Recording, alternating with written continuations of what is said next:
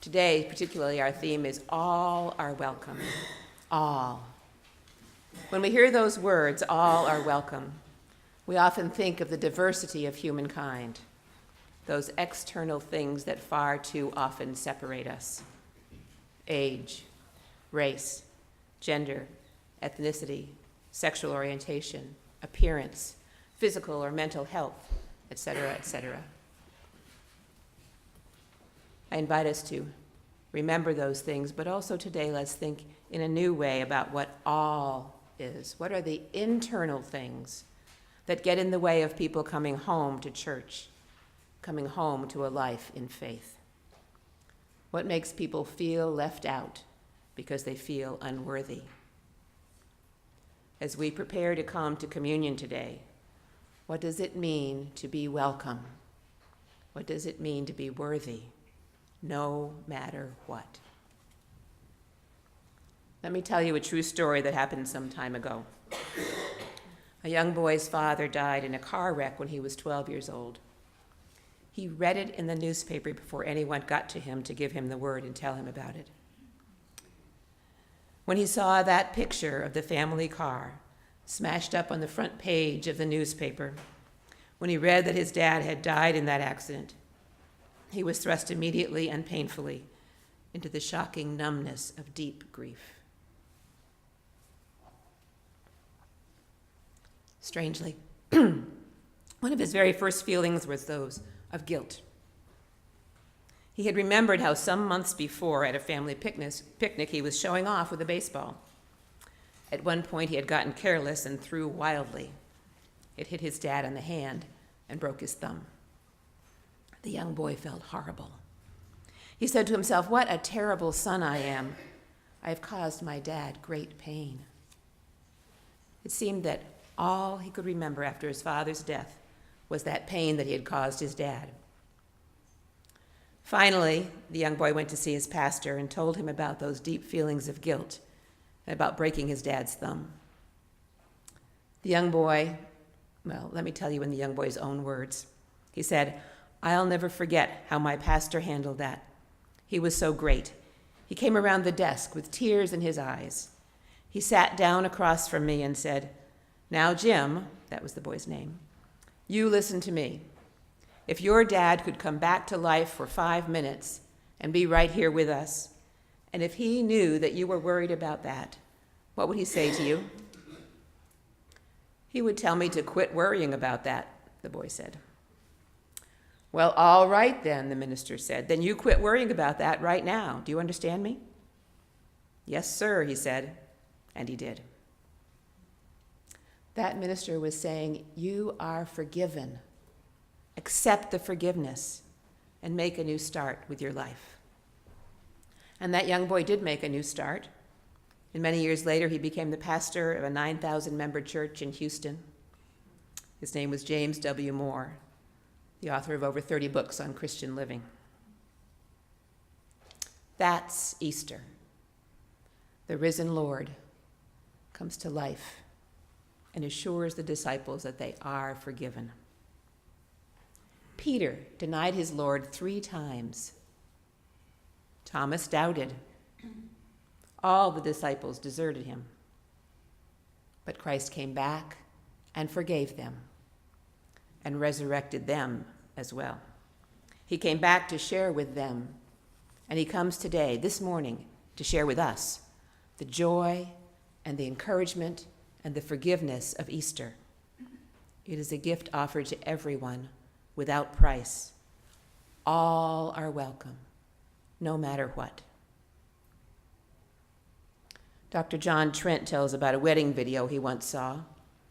The video was shot from the back of the church, up there, looking up the aisle toward the bride and groom. Because of the camera angle, you could see several members of the congregation. Suddenly, right in the middle of the vows, a man jumped up from his pew and yelled, "Yes, yes, yes!" And then he froze and slid down into his seat and sheepishly took off his headphones. It turned out he'd been listening to the football game. And his favorite team had just scored.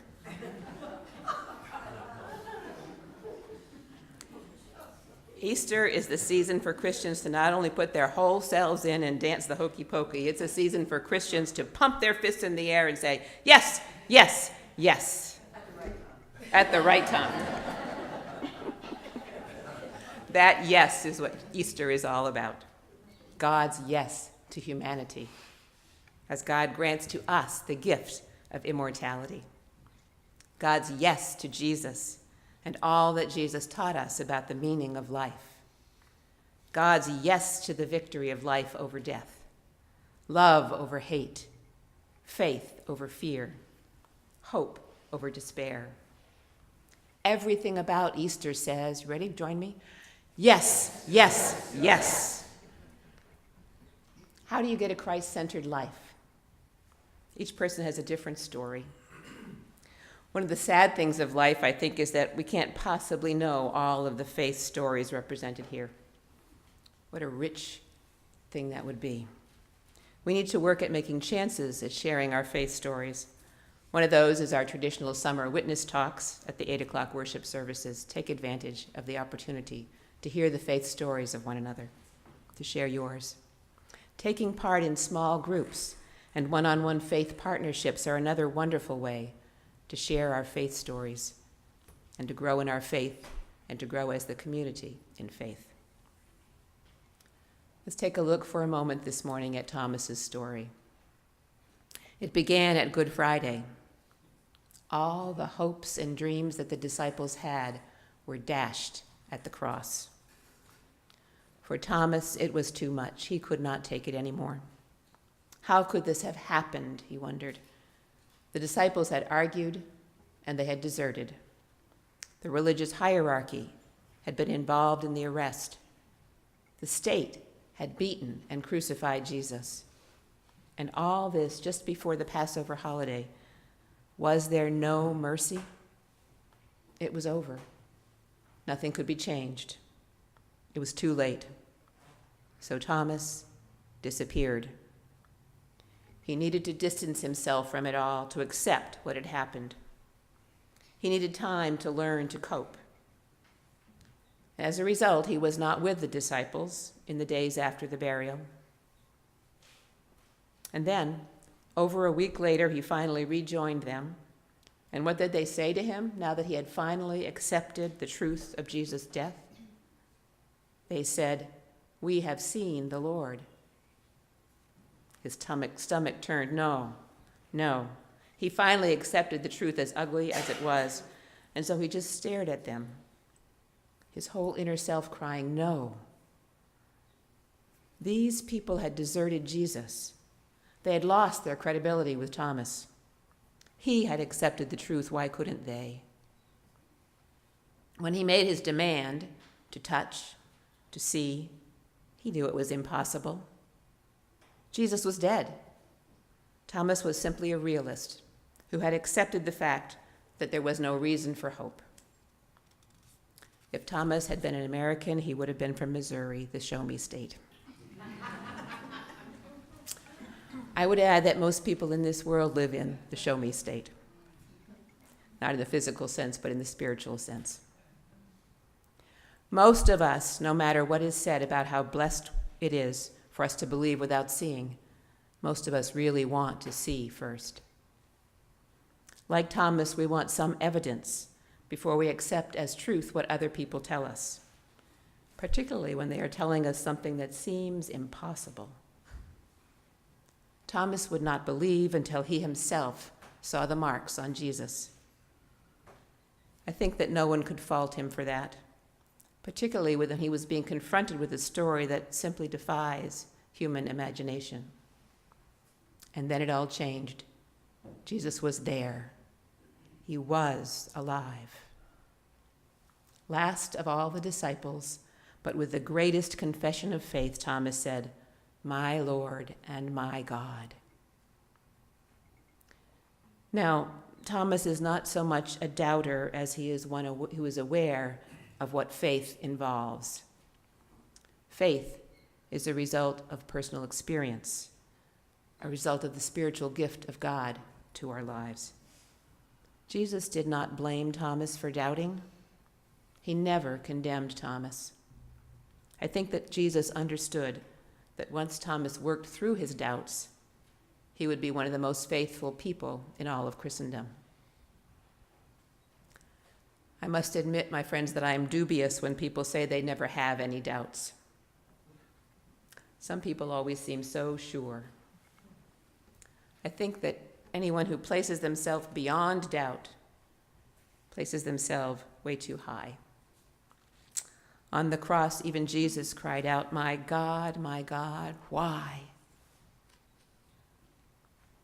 You can finish the rest of that yourself, but I want you to hear the why in it. At a given time in history, even Jesus had doubts. Faith is not the absence of doubt. It is the overcoming of doubt. I've had doubts in many different ways in my life. I remember standing by a certain graveside on an icy, wintry day when a bitter cold wind clapped my face, listening to the cries of the family at having just lost someone who was closer to them than life itself. And even having just spoken the words of faith, just shared the promise of resurrection, I remember thinking to myself, is it really true? Is resurrection a reality? Or is it simply a story designed to get us through the night? Alfred Lloyd Tennyson said, "There lives more faith in honest doubt than in half the creeds." So we find ourselves crying out, as did the disciple of the Lord, "Lord, I believe, help thou my unbelief." And what about today? What happens to those today who want proof positive before they believe, before they can say to Jesus, "My Lord and my God"? How can we expect all the people from Missouri to believe that Jesus is risen from the dead? How can we persuade them to become his disciples? Can we provide them with some evidence, some proof that it really has happened? The very first time that Jesus appeared to his disciples in the upper room, he showed them the marks of his love. And that was a full week before he showed Thomas the wounds that had pierced his hands and his side. He appeared to them personally and then commissioned them to tell others. That is how we provide the proof. Tell how your faith has touched your life. What are the marks in your life of your faith that you can share with others? What made you choose to live a life of faith? For Thomas, his choice was the result of his own personal contact with the risen Christ. He was brought into the fold when he was able to touch and to see. For others, faith comes through the witness of other people. The Spirit of God comes to us when we want it, when we leave our lives open to it, when we read the Bible, when we pray, when we gather around the table of Holy Communion, and suddenly the elements are not just bread and juice, but Christ himself is among us, and we are united to him. When Jesus anticipated his impending death, he had a wealth of religious symbols to choose from in perpetuating his memory. He could have left us a book of quotations and said, "Stick by these for my name's sake." He could have left us a list of don'ts to protect us from the rest of the world. He could have gone out in a blaze of glory and left a powerful name for us to try to live up to. But what did he do? He gathered his friends around himself for a banquet, a feast. And as they feasted together, he said, "When you gather together for these good times, take bread and break it. Pass it around and eat it in my name. When you pour the cup of wine, pass it around and do so in my name. Eat and drink and enjoy yourselves until that day when we can all feast together in heaven." All are welcome, all, no matter what. Even that excited football fan yelling, "Yes, yes, yes," right in the middle of the wedding is welcome. That's how life is in the light of Easter. Easter is an act of God, an act of grace, a summons to grateful living. The fog has lifted. Let's live in the light. Amen.